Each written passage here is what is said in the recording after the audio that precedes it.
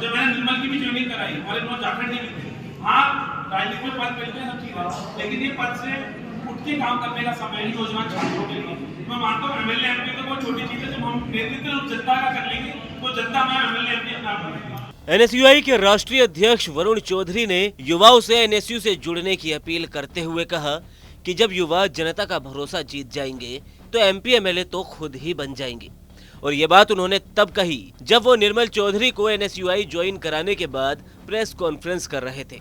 अब इस बात को सचिन पायलट की रणनीति से जोड़कर देखा जा रहा है, क्योंकि सचिन पायलट कई बार युवाओं को चुनावी मैदान में उतारने का समर्थन कर चुके हैं। दरअसल लोकसभा चुनाव नजदीक है, ऐसे में तमाम राजनीतिक पार्टियां चुनावों की तैयारी में जोर शोर से लग गई है। हर दल चुनाव में अपनी रणनीति और नैरेटिव पर काम कर रहा है। राजस्थान में लोकसभा की 25 सीटें हैं।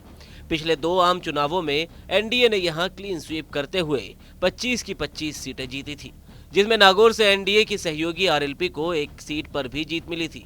भाजपा का दावा है कि इस बार भी वो 25 सीटें जीतेंगे। वहीं विधानसभा चुनाव में हार से हतोत्साहित कांग्रेस एक बार फिर से खड़े होने की कोशिश कर रही है। हिंदी पट्टी के राज्यों में राजस्थान महत्वपूर्ण है, ऐसे में दोनों ही दल यहां ज्यादा से ज्यादा सीटें जीतना चाहते हैं। विधानसभा चुनाव की तरह बीजेपी यहां प्रधानमंत्री नरेंद्र मोदी के चेहरे पर चुनाव लड़ेगी। भाजपा के चुनाव प्रचार अभियान से ऐसा अंदाजा लगाया जा सकता है। वहीं कांग्रेस में अपनी रणनीति को लेकर 2 तरह की संभावनाएं हैं। पहली तो ये कि मोदी के चेहरे के प्रभाव को कम करने के लिए प्रदेश के सीनियर नेताओं को लोकसभा चुनाव लड़वाया जाए, तो वहीं दूसरा फॉर्मूला वो है जो हाल ही में सचिन पायलट ने दिया है।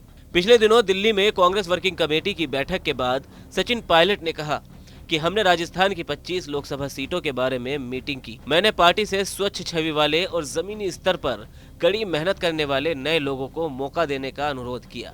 पायलट ने आगे कहा कि राहुल गांधी जी और खड़गे जी भी यही चाहते हैं।